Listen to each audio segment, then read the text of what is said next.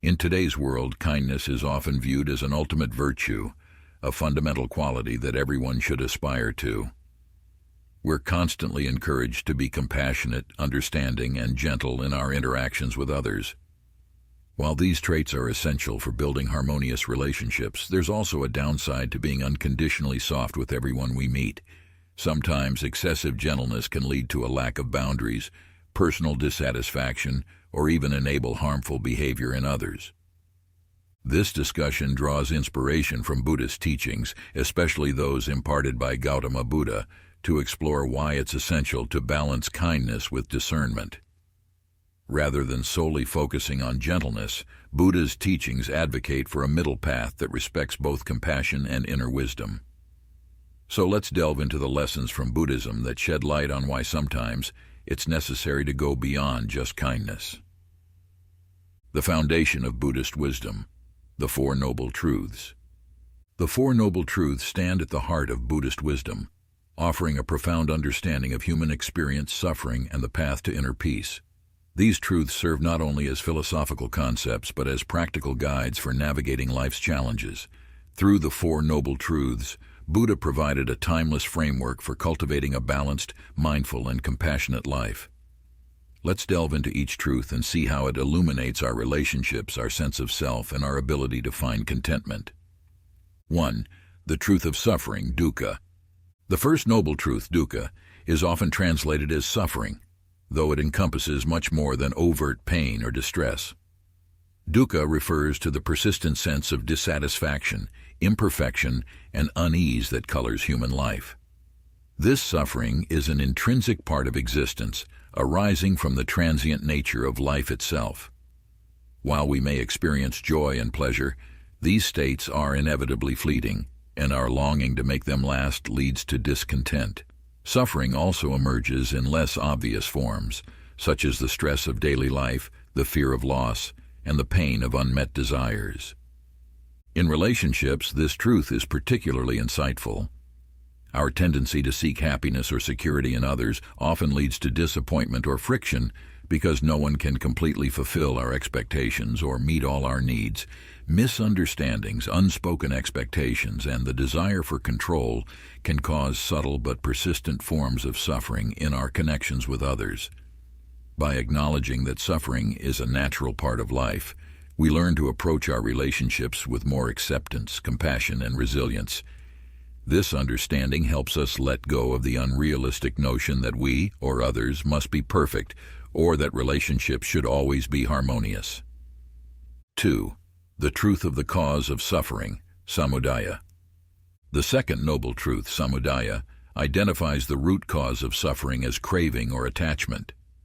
Buddha taught that our desires, whether for pleasure, material things, love, or even stability, create a form of attachment that in turn leads to suffering. We often desire things to be a certain way, to stay the same, or to change according to our preferences. However, when life inevitably diverges from these expectations, we feel pain, frustration, or sadness. Attachment manifests as a need for control, approval, or validation. In relationships, for example, we may crave the affection or recognition of others to feel worthy or loved. This attachment creates a dependency that can undermine genuine connection, as we place the burden of our happiness on another person's actions or words. If we seek constant reassurance or worry excessively about others' opinions, we can become overly gentle or accommodating, losing our authentic selves in an attempt to avoid conflict or maintain others' approval. Buddha's insight here doesn't suggest that we should abandon all desires, but rather that we can let go of our attachment to them. When we detach from the need for things or people to meet our expectations, we find greater freedom and emotional stability. Practicing non-attachment allows us to interact with others more openly, fostering relationships that are based on mutual respect and kindness rather than dependency. This detachment empowers us to respond to life's challenges with resilience, knowing that our happiness is not solely dependent on external factors. 3. The truth of the cessation of suffering, Nirodha. The third noble truth, Nirodha, offers hope by asserting that liberation from suffering is attainable. According to Buddha, when we let go of attachments and craving, we can break free from the cycle of suffering. This state of liberation is known as nirvana, a profound peace that arises from within when we no longer depend on external conditions for happiness. Achieving nirvana doesn't require complete renunciation of all desires, but involves cultivating an inner state where desires no longer control our emotions or actions. In practical terms, this truth encourages us to seek fulfillment through inner contentment rather than external accomplishments or possessions. For example, in relationships, when we free ourselves from the need for constant validation, we experience a more stable, authentic love that is not contingent upon others' approval.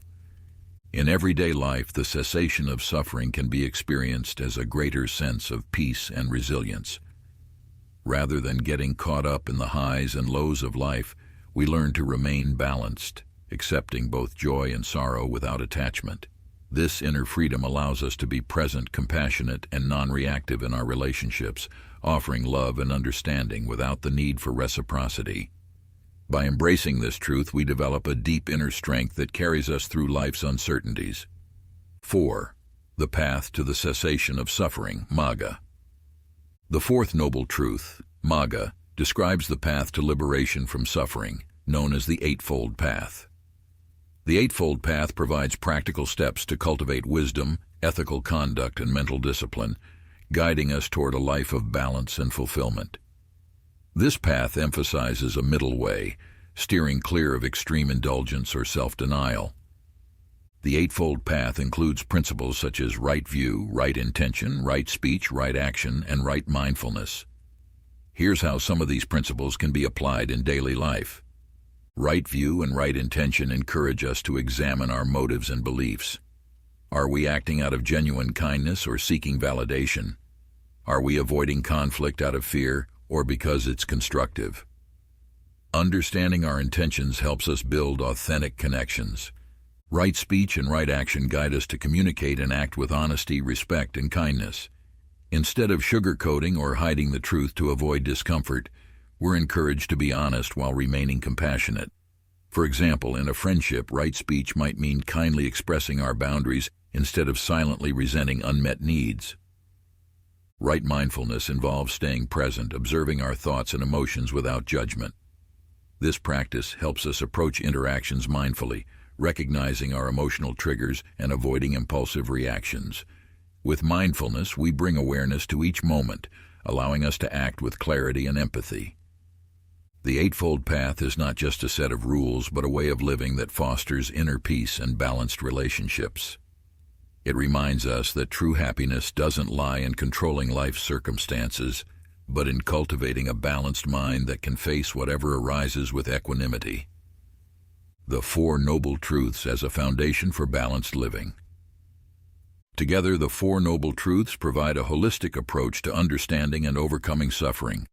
They guide us to recognize the nature of suffering, understand its roots in attachment, believe in the possibility of liberation, and commit to a balanced path of growth.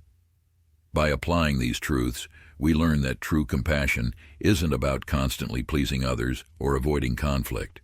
It's about understanding our own needs and meeting others with kindness and clarity. The Four Noble Truths serve as a timeless foundation for personal growth, teaching us that peace and resilience are within reach when we live with mindfulness and self-awareness. Embracing these truths allows us to navigate life's challenges with a heart that is both open and resilient, grounded in a wisdom that transcends momentary desires and expectations. Applying the middle path, finding balance in real life. The middle path, as taught by the Buddha, is a guide to finding balance and avoiding extremes. This principle is particularly valuable in relationships, where we often struggle between being overly accommodating or excessively assertive. The middle path encourages us to navigate interactions with discernment, combining compassion with wisdom. Here are some practical ways to apply this balanced approach in real life. 1. Compassion versus enabling. One of the biggest challenges in relationships is distinguishing between genuine compassion and enabling. True compassion involves understanding and kindness, but it also requires setting healthy boundaries. Enabling, on the other hand, often stems from excessive gentleness or a fear of upsetting others. This can lead to supporting harmful behaviors, such as a friend's self-destructive habits or a family member's repeated disregard for boundaries. By practicing the middle path, we approach situations with empathy, but also with clarity about what's healthy for both parties. If a loved one consistently makes choices that harm themselves or others, it's more compassionate to address the issue directly, even if it creates temporary discomfort. This approach supports their growth and respects our own well-being, avoiding the trap of sacrificing ourselves for the sake of maintaining peace. 2. Setting boundaries with kindness.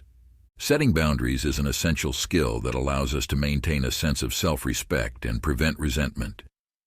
In relationships, it's easy to feel obligated to be constantly available, especially if we equate kindness with self-sacrifice. However, boundaries are not a sign of selfishness. They're an act of self-care and respect for both ourselves and others. The middle path suggests that we can communicate boundaries with kindness and honesty. For instance, if a friend frequently asks for favors at inconvenient times, we can politely express that while we care for them, we also need to respect our own time and commitments. This way, we're not rejecting them, but setting clear expectations. Such boundaries ultimately enhance the relationship, as they prevent us from building resentment and maintain a balanced exchange of respect. 3. Navigating conflict mindfully. Conflict is inevitable in any relationship, and avoiding it completely isn't a sustainable solution. The middle path teaches us not to shy away from conflict or suppress our feelings, but to approach these situations with mindfulness and a focus on constructive outcomes. Instead of reacting with immediate defensiveness or avoidance, mindfulness allows us to pause, listen actively, and seek to understand the other person's perspective. By practicing this mindful approach, we create space for open dialogue where both sides feel heard.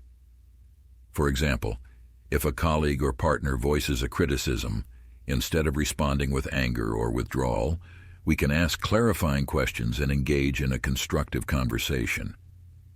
This balanced approach transforms conflict from a source of division into an opportunity for mutual growth and understanding.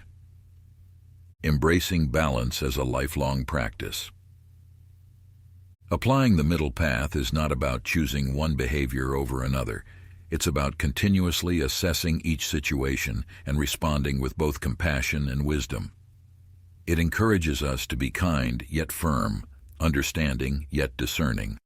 This balanced approach allows us to nurture relationships that are both authentic and respectful, bringing us closer to genuine peace and harmony. In real life, balance is not a fixed state but a dynamic practice. By consistently aligning ourselves with the middle path, we cultivate relationships that support both our own growth and the well-being of others, achieving a deeper sense of peace and fulfillment in the process. Practical applications of the middle path. The middle path, a cornerstone of Buddhist wisdom, encourages balance in all aspects of life. It's not simply a moral or philosophical ideal, but a practical approach that helps us navigate daily challenges. By applying this balanced perspective, we can cultivate healthy relationships, enhance personal well-being, and make wiser decisions. Let's explore some real-life applications of the middle path and how we can implement this balance in different areas of our lives. 1. Setting boundaries without guilt. A common misconception is that kindness means saying yes to everyone. However, constantly accommodating others' requests can lead to burnout and resentment. Setting boundaries is crucial to preserve our energy and maintain healthy relationships, but it's often difficult because of feelings of guilt or fear of rejection.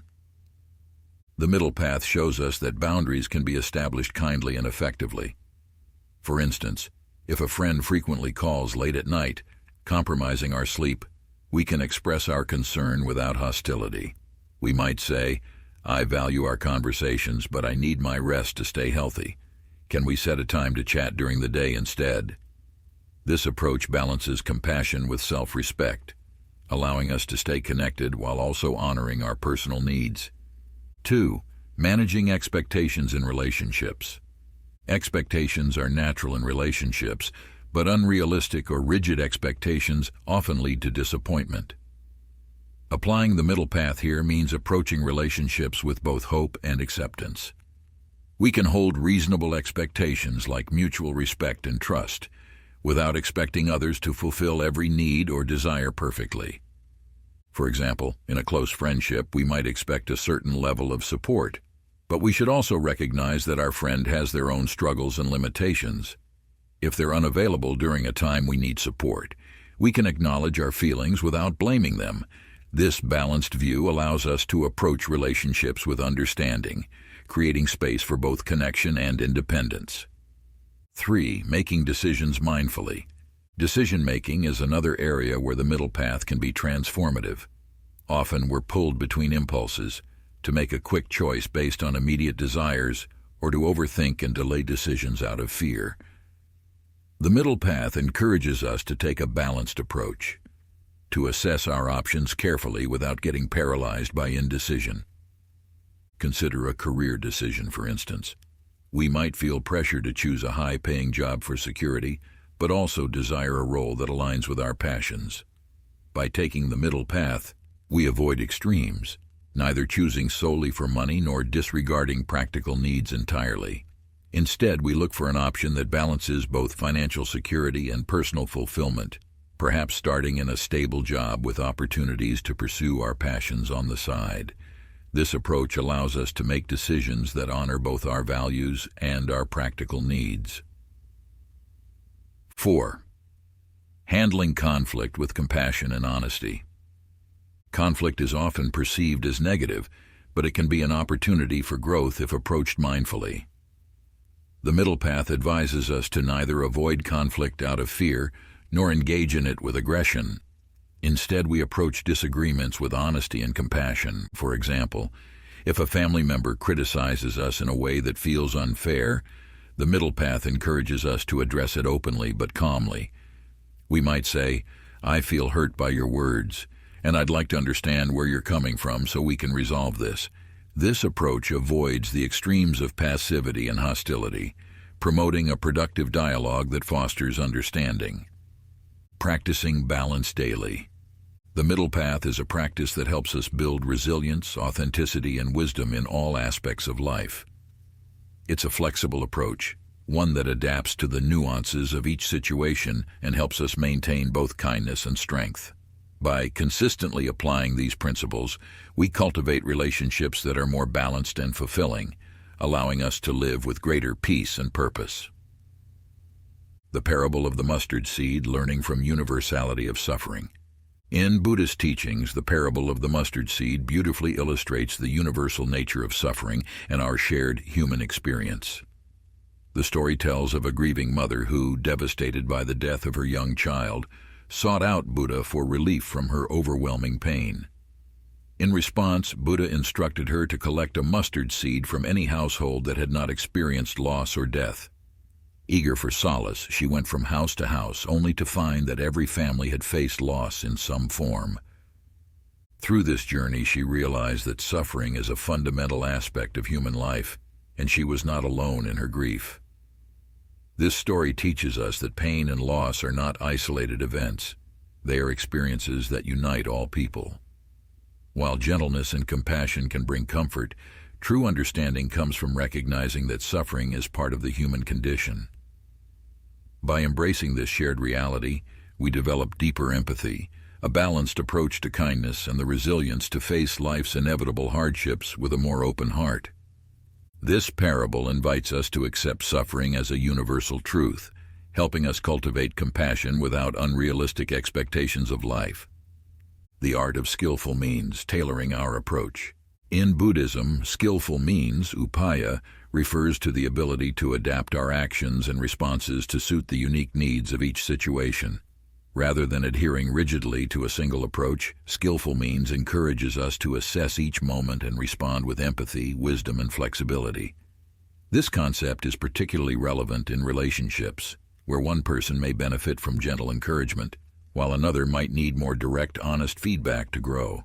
For instance, if a friend is struggling with self-doubt, responding with patience and encouragement might help them gain confidence. However, if someone's behavior is causing harm to themselves or others, a more assertive approach may be necessary to inspire change.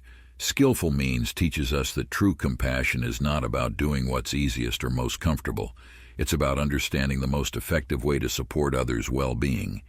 By tailoring our approach, we act with both kindness and discernment, fostering deeper, more authentic connections that respect individual needs and circumstances.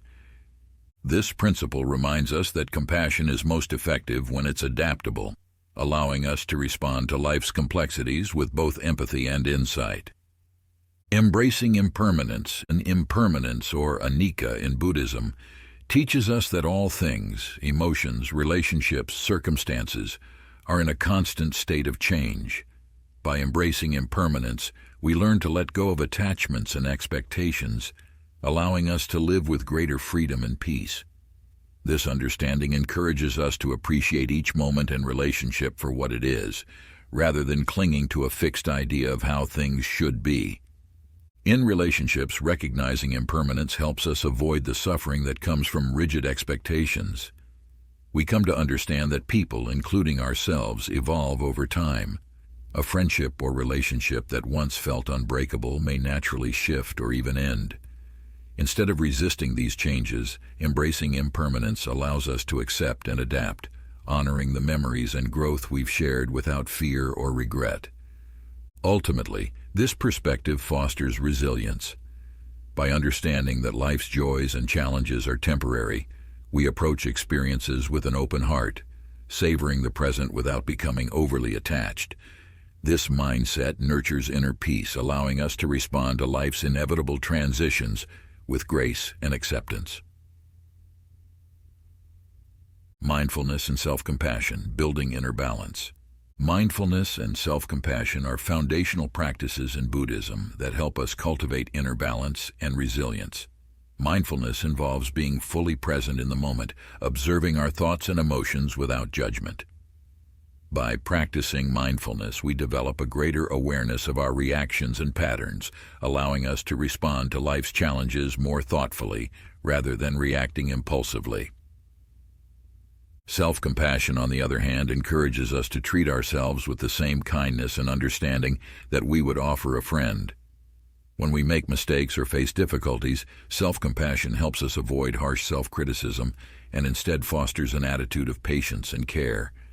Together, mindfulness and self-compassion create a solid foundation for navigating our emotions and relationships with greater stability. In daily life, these practices enable us to approach challenges without becoming overwhelmed.